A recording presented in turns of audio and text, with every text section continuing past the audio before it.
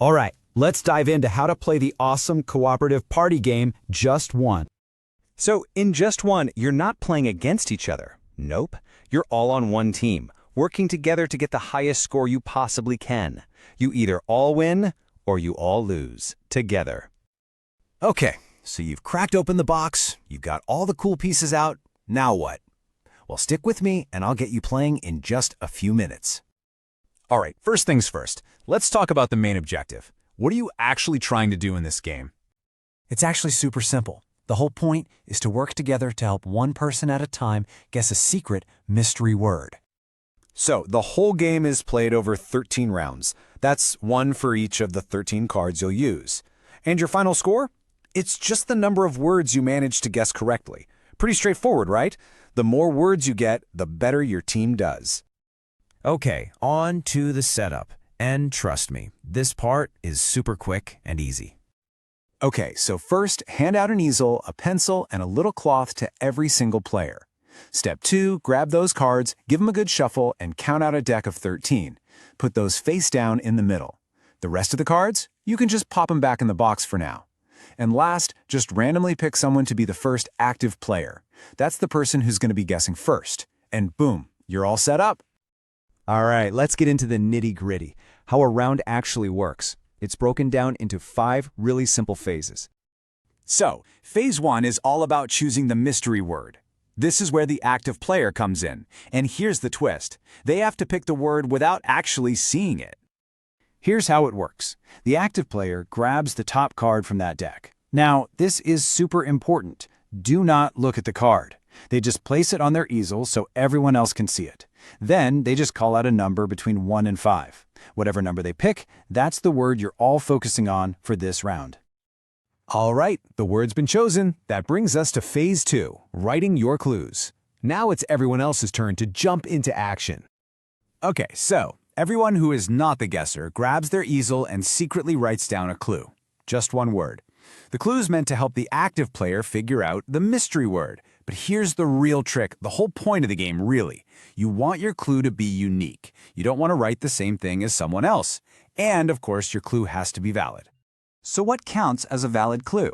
Well, you can totally use proper nouns like Sherlock, numbers are fine like 007, even acronyms like FBI are good to go. But what's not allowed? You can't just write the word in a different language. You can't use words from the same family, so no prince if the word is princess. And yeah, you can't just make up a word. That's kind of cheating. Okay, clues are written. Get ready for phase 3, comparing clues. This is where things get really interesting. This is probably the most crucial part of the whole game. First, the active player has to close their eyes. No peeking. Then, everyone else shows their clues to each other. And here's the killer rule. If any clues are identical, or even just too similar, they get canceled. They're out. You just turn those easels face down, and the guesser will never see them. So you might be asking, what exactly gets canceled? Well, obviously, identical words are out. If 2 people write apple, they're both gone. But it goes deeper. Singular versus plural, canceled. So horse and horses would knock each other out. Even words from the same family, like Japan and Japanese. Yep, those are canceled too. Oh, and trying to be clever with a little typo? Nope. A minor spelling mistake doesn't save you. They're still considered the same. So after you've weeded out all the identical clues, you take whatever is left and show them to the active player. And that, my friends, leads us to phase 4, the guess. Okay, the active player opens their eyes and gets to see all the unique clues that survived. They get exactly 1 guess. What happens next? Well, 3 possibilities. 1, they guess correctly. Hooray! You win the card and that's 1 point for the team. 2, they guess incorrectly. Oof, this is a double penalty. You lose the current card and you have to discard the next card from the deck. It hurts. And 3, they can choose to pass. If they're just totally stumped, they can pass and you only lose the current card. Sometimes that's the safer bet. And finally, phase 5, the end of the round. This is super quick. Everybody just wipes their easels clean, and the player to the left becomes the new active player. Time to do it all again. So, you're just going to keep doing this round after round until you've gone through all 13 cards in the deck. Once that deck is empty, the game's over. Now it's time for the final tally. So, how did you do? It's time to find out.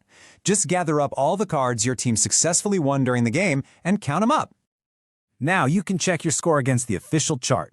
Getting a perfect 13? That's incredible. 11 or 12 is super impressive. 9 to 10 is good, 7 to 8 is pretty average. And hey, if you get 3 or less, well, that just means you get to play again, right? Okay, before I let you go, just a couple of quick tips and special rules you're going to want to know. First off, if you're playing with a smaller group, like just 3 or 4 players, things change a little. Each person giving clues actually writes 2 different clues. And another thing, what happens if all the clues get canceled? It's rare, but it can happen. In that case, the active player just doesn't get to guess at all. The team loses that card, and you just move on to the next round. And that's literally it. That is everything you need to know to play your first game of Just One. See, I told you it was simple. So now you know the rules. The real question is, can your team get on the same wavelength, but not too much on the same wavelength, and actually pull off a perfect score? Time to find out. Good luck!